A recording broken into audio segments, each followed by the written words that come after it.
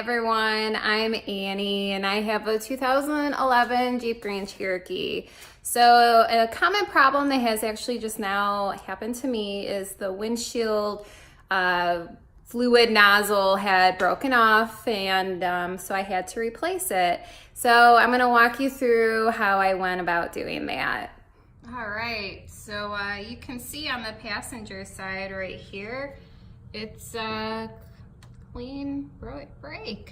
Great. There it is. So we're gonna take this and we're gonna replace that today. All right, here's the replacement part, as you can see. And there they are. So let's get to it. All right, so let's get these pliers up in here so we can get around it. So let's pop this thing off. Oh, and it just completely broke off. All right, we're gonna take the new piece and we're gonna just put it right in there and push down until it snaps. There we go, there she is. She's ready to rock and roll on this end. There's the new one, and we're gonna reattach this hose.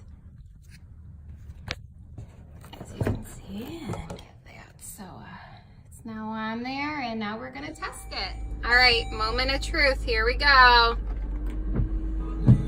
Working beautiful. Awesome. All right, well, thank you all for watching, and I hope I helped someone out there. Until next time.